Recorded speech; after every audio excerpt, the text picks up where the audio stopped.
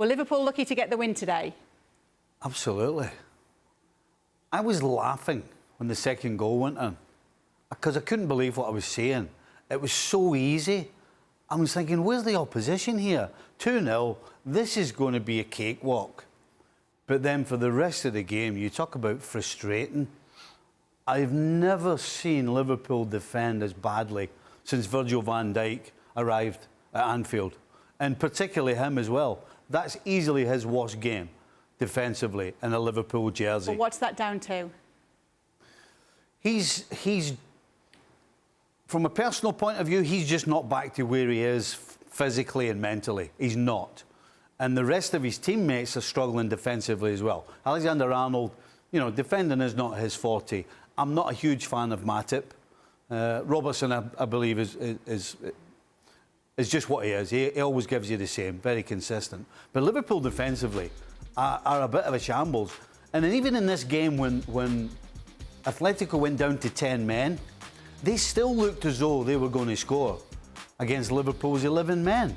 I mean, frustrating doesn't spell it out.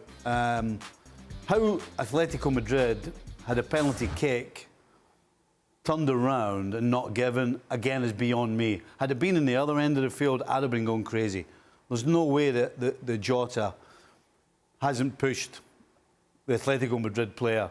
And the Atletico Madrid player goes down. It's a penalty kick all day long, in my opinion. And somehow the referee changes his mind. I mean, you talk about not being affected by your surroundings.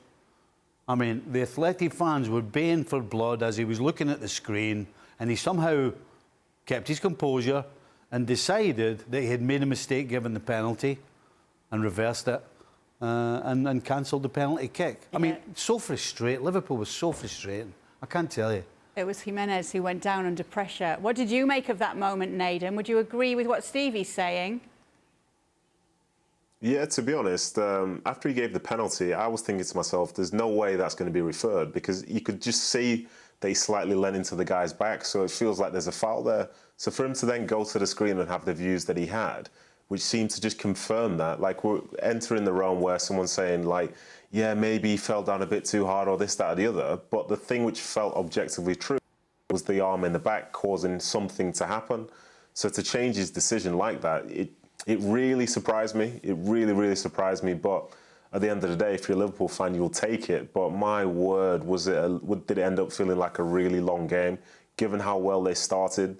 To be relying on the referee to overturn a decision like that in the final minutes of the game is insane, because at the start we thought this was going to be the easiest game ever for Liverpool, but I suppose that's the Champions League for you.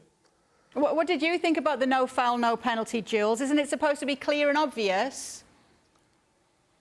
Yeah, I thought so too. I was very surprised, like the boys, that to see being overturned, especially that the one they gave to Liverpool was a very similar foul from Hermoso on Jota, clearer for sure, but similar incident. So I thought once he'd given it, I thought there's no way back then. I was surprised that they took it away. I think we saw the best and the worst of Naby Keita as well. The goal is great, and we know what the ability that he has technically, but you can't get beaten like that by Thomas Lemar first in such a small space, almost on the corner line, on the 6-yard line. This is crazy. And then on the goal line, and then by Joao Felix on the second Griezmann goal as well, which is maybe even worse, because yes, of course, Van Dijk is all over the place and the defense as well, but it should start by Naby Keita not losing that 1v1 with Joao Felix. That opens up everything, really. So I felt a bit for Keita because I want to believe in him, but I think tonight you also saw the limits of the guy right now in a club team for sure. Yeah, obviously, let's stick with the Liverpool defence then, Nedum. And just going back to what Stevie was saying, it isn't often that you see Virgil van Dijk being criticised, but is it fair for him to be after tonight's performance? Yeah, I would say so. I think this is a long way away from his best, but I think the upside is the fact that he knows that he can play a lot better than this. I think the way Atletico were in that game from after the first 20 minutes when they were, almost historically bad, they really took it to Liverpool. They were stretching them whenever they could. They were applying pressure in behind, doing things in short and stuff like that. And it just put Liverpool under so much pressure, and the crowd was getting involved, and you could see in some ways that it was affecting them, because maybe it was too good to be true the way that the game started. But yeah, for Van Dijk, play and be sort of in the conversation as one of the best in the world, but he wasn't that today. But Liverpool also didn't look like one of the best sides.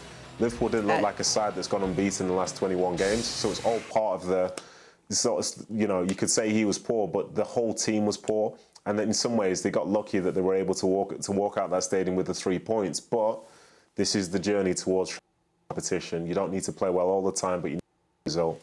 So that was enough today, but they know they have to do better if they want to go further in the competition. There were lots of decisions in this game to talk about. When Antoine Griezmann pulled a goal back, should it have stood? I believe it should. Look, the old rule that if you didn't have the goalkeeper and another defender in front of you, you were offside. I preferred that rule. It was dead simple. It was dead straightforward. But now they changed the rule to say that if you're not interfering, then you're just taking out the picture. And in my opinion, Lamar wasn't interfering. You know, had Matip made an attempt to clear the ball, then I would have said yes, he was interfering. But the fact that Matip never tried or never made an attempt to actually clear the shot from Griezmann, in my opinion, that makes Lamar, he's not valid. He's not in the picture at all. So let's talk about Griezmann a little bit then. Both of the goals to get them back in it, Atleti. Then he gets a red card as well. Let's talk a little bit about him, if you will, Jules, on his performance today and what we've seen from him so far this season with Atleti. I think this is a turning point. Without that, of course, the red card tarnishes the performance in a way, but up to that point, he had been fantastic. All the trouble that he caused Liverpool and the Liverpool defence, the 2 goals, I mean, the first one is a proper number 9 finish and number 9 goal, very alert in the box. The second one is brilliant. The first touch, even if Van Dijk, as we've said, is all over the place and the Liverpool defence, but still, the first touch, the finish is brilliant. And it was like that all the way. The red card is a bit unfortunate in the sense that he's not looking at Firmino at all. He's looking at the ball and then stretches his leg. Of course, it's a red card and it's dangerous. And I'm glad Firmino was not injured badly or anything. We remember, of course, the Mane and Ederson incident in the past. But I really believe that this could be a turning point in the sense that finally he's become again an Atletico Madrid player. And for all the criticism that he's had since rejoining the club, all the poor performances, I think he'd scored 2 goals in the space of 30 minutes tonight. And before that, it was 1 in like 600 minutes or something prior to tonight. So big turning point for him, despite the red card, of course. That probably cost his team at least a draw. But I think he will focus more on the good things that he did, and there was a lot. One player who's doing very good things at the moment, Nedum, is Mo Salah. What did you make of his performance tonight and of late? So I think of late he's been incredible. I wouldn't say today was his best performance though, and that seems crazy considering the fact he scored 2 goals.